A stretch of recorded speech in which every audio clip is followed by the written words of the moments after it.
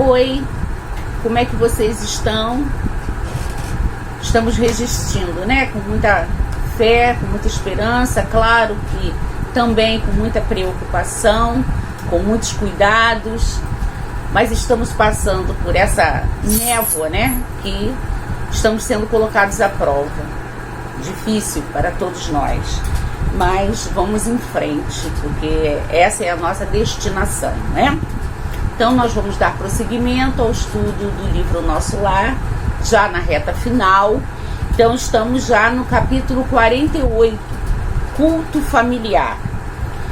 No capítulo anterior, 47, né, foi que houve aquela reunião ali na casa, a dona Laura recebeu, né, o aconselhamento do ministro Clarencio, se preparando para a reencarnação, que ela precisa retornar, encontrar com seu esposo, para que futuramente os dois possam contrair matrimônio e acertar alguns equívocos do passado, que eles, pelo merecimento do trabalho na colônia espiritual Nosso Lar, eles tiveram acesso a essa necessidade desse acerto do passado. Então, se prepararam. Dona Laura está um pouco temerosa de retorno à carne, mas ela vai receber a visita do seu esposo, que a precedeu na reencarnação, que está encarnado na Terra, mas que pelo desdobramento perispiritual irá à reunião que será promovida lá pelo ministro Clarencio, no mundo espiritual, para dar a ela palavras de estímulo, ajudando nessa preparação e nesse retorno dela, certo? Fazendo essa sinopse do que vimos no capítulo 47, para a gente poder se localizar. Então nós podemos começar com o capítulo 48.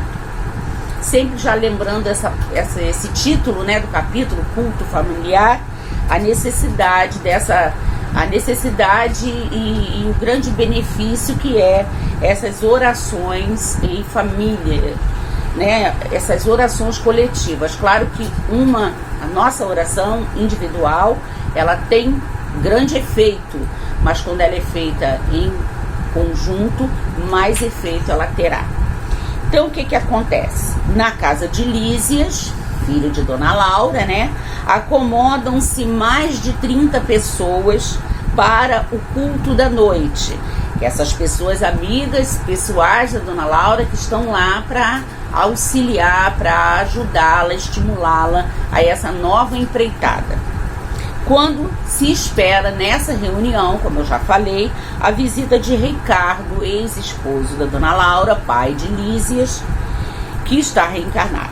Então, em um globo cristalino que foi colocado, né, naquele ambiente da reunião, de aproximadamente 2 metros de altura, acoplado com alto-falantes e reencarnado, desdobrado pelo sono, se apresentará para uma conversa com os membros de sua futura família no plano terreno. A gente para só um instantinho para fazer aqui um adentro, né, que esse globo cristalino tem até um livro do André Luiz, quer dizer, sobre o André Luiz, que vai falar exatamente sobre a quantidade de aparelhos que nós detectamos nos romances do André Luiz. Também nós temos no livro Memórias de um Suicida, da Dona Ivone do Amaral Pereira, também é registrado, né, pontualmente, mas em vários livros são registrados a presença de aparelhos de altíssima geração, que ainda a nossa tecnologia terrena ainda não teve acesso, né? Dia virá em que, através da evolução do ser, ele possa vir a ter acesso a esses aparelhamentos, tá? Então esse globo cristalino é uma tecnologia avançada, que como foi colocada lá no mundo espiritual, para que possa apresentar-se ali o Ricardo. Por quê? Ele poderia se materializar no mundo espiritual, mas a emoção O sentimentalismo de esposa, de filhos, de amigos e dele mesmo está retornando, poderia prejudicar esta comunicação. Por isso que é montado esse globo cristalino, para que haja, né, como se fosse um bloqueio das emoções, das vibrações, tanto dele quanto dos assistentes, ok? Então, é informado que esse globo é de cristal, material que isola o visitante das vibrações emotivas que podem perturbá-lo, pois ainda se encontra encarnado na fase da infância, né? É relatado mais ou menos que ele estaria com a idade de 3 anos no mundo material. Vamos conversar sobre isso mais à frente. Então ele acrescenta que o fenômeno é possível porque nem todos os encarnados, se eles usam o termo agrilhoam, né? Mas quer dizer, nem todos os encarnados se prendem ao solo da Terra e que muitos vivem entre os dois mundos. Sabemos perfeitamente, né? Principalmente podemos citar como exemplo o Chico Xavier, a Dona Ivone, né, em todos os seus relatos sobre as práticas mediúnicas, e nós também, é que nós não guardamos na memória material essas visitações e essas passagens. Quanto mais desprendido do corpo físico é o espírito encarnado, mais ele estará à vontade nas suas andanças, nas suas visitas ao mundo espiritual. A família de Dona Laura forma um pequeno coro e entoa uma canção com acompanhamento de piano, harpa e cítara, dedicada ao chefe da família, em que oferece afeto e devoção, roga para que não se perturbe e que venha até eles enquanto dorme, para orarem juntos, para juntos fazerem aquele culto familiar, né? A cítara também é um tipo de harpa, né? Um instrumento de cordas. Ricardo surge na substância leitosa acinzentada do globo de cristal, com a aparência de homem maduro, com a aparência perispiritual do Ricardo, do esposo de Dona Laura, do pai daquela família, né? Fala da alegria que o momento lhe proporciona, graças ao culto doméstico do Evangelho, e se diz feliz por estarem juntos a caminho das esferas superiores. Agradece o fato de encontrar-se com Dona Laura e com todos os filhos. Pede que roguem ao Senhor para que ele não disponha de facilidades na terra. Vamos ver também aí, né, nesse resumo aqui que eu preparei desse capítulo, vamos ver aqui a referência no Evangelho com relação a que às vezes nos deixamos levar e desviamos o olhar do céu, né, do Senhor, da prática da caridade, da prática espiritualizada, quando nos deixamos envolver pelas facilidades da matéria, né?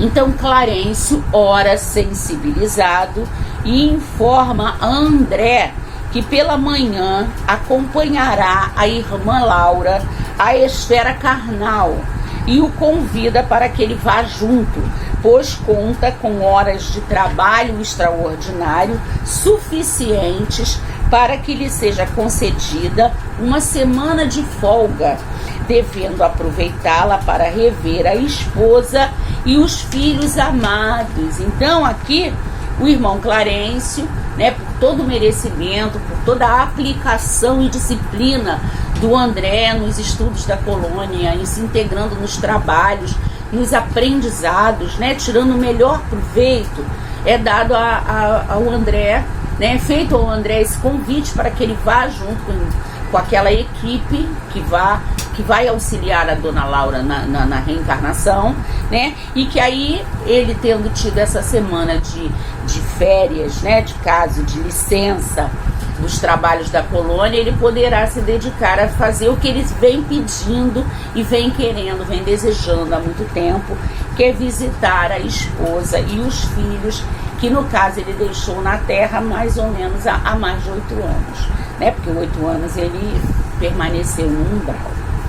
Então a gente pode ver como referência desse capítulo, esse capítulo aqui, o maior ensinamento que a gente pode tirar daqui é relacionado, né, a todo esse temor que envolve a reencarnação, o medo de se comprometer com uma coisa e chegar aqui, desvirtuar essa palavra assumida no mundo espiritual, né, pelas facilidades, como eu já falei, e também essa parte da aparência perispiritual. Então, nesse livro aqui do Ernesto Bozano, é um livro até assim bem completo, e a gente tem que ler o capítulo e ler de novo, porque ele é bem, né, rebuscado, tá? Então, no capítulo 14, páginas 230 e 231, vai falar sobre esse lance do desdobramento do Ricardo.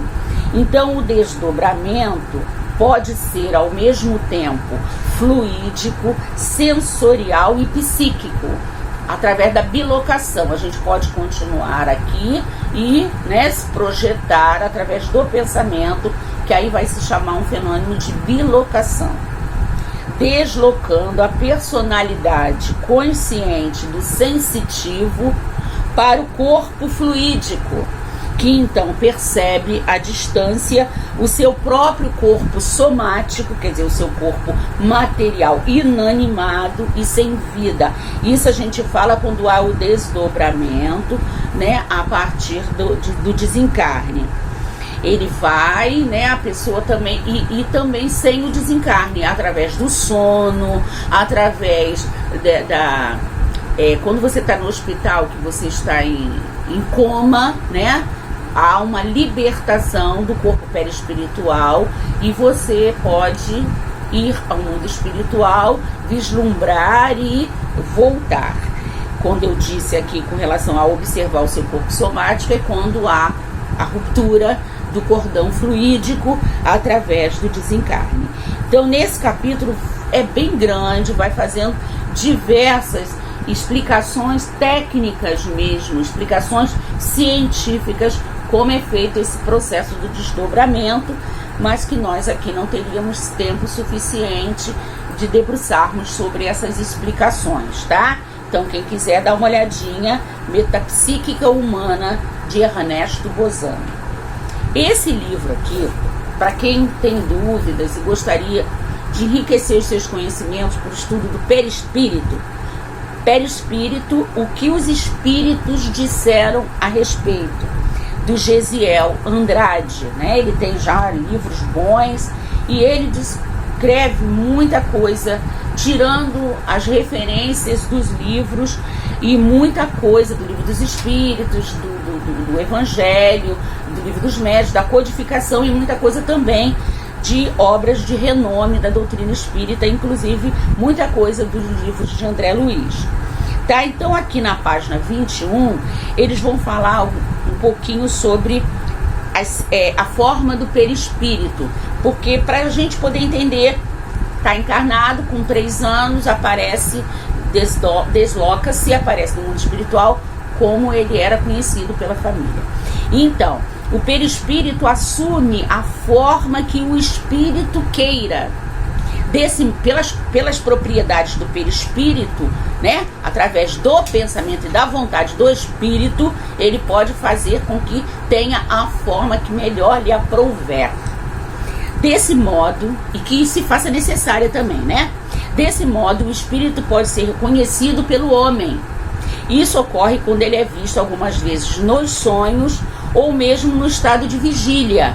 Em outras vezes, nas aparições, quando ele assume uma forma visível ou até mesmo palpável. Isso é uma citação. A outra, fazendo uma referência à questão 150 do Livro dos Espíritos. A alma, quer dizer, o espírito sem o corpo material, ele constata a sua individualidade através do fluido que o envolve. e que representa a aparência de sua última encarnação, seu perispírito. Então ele vai apresentar na necessidade ali com a aparência perispiritual da sua última encarnação. A outra questão, retirada das questões 284 e 290 do Livro dos Espíritos, os espíritos constatam a sua individualidade pelo perispírito, que faz deles seres distintos uns dos outros, como o corpo entre os homens. E temos também uma outra citação aqui, na página 25 e 26, que vai falar também sobre isso aqui, ó. Por sua natureza fluídica, o perispírito ele não está confinado ao corpo material, ele não está preso. Ele se irradia exteriormente, formando uma espécie de atmosfera fluídica em torno do corpo, e que o espírito, através da vontade, pode dar a forma que for necessária. Por sua natureza fluídica, móvel e elástica, o perispírito transmite ao corpo e põe em ação a vontade do espírito. Então ele molda a aparência que for necessária para aquela situação, ok? Então recomendo muito esse livro, tá? Do Gesiel Andrade. Aqui no Evangelho, eu também coloquei aqui um pouquinho, só para a gente dar uma olhadinha no capítulo 25, tópico 9, não vos afatigueis pela posse do ouro, que vai falar primeiro lá, né, sobre a necessidade da gente primeiro buscar o reino de Deus e a sua justiça. Não buscar bens materiais, colocações materiais, né? Não nos deslumbrarmos com isso, que irá fazer com que a gente se desvirtua do verdadeiro foco que deve ser o nosso retorno à matéria. Quer dizer, acertar as arestas, progredir, né? Auxiliar os nossos amores e assim vai, tá? Então, a gente pode também olhar um pouquinho aqui nesse capítulo, esse merecimento de André Luiz para ter essa intercessão do ministro para visitar a família, que é coisa que ele quer há muito tempo. O trabalho dele, como eu falei, a caridade, a disciplina, o estudo, né, o aprendizado, ele estuda e absorve e põe em prática. E principalmente a humildade, que no início a gente lembra bem, acompanhamos a trajetória do André, não era assim representativa, e para o final ele foi refletindo e demonstrando essa humildade que ele adquiriu no decorrer desse tempo em que ele está na coluna espiritual, estudando, aprendendo, convivendo, tá? Então, espero que a gente tenha conseguido sanar algumas dúvidas aí sobre esse capítulo, sobre esse lance do desdobramento e da aparência perispiritual do Ricardo. Qualquer coisa, vamos pesquisar um pouquinho mais, tá? Muito obrigado, fiquem com Deus.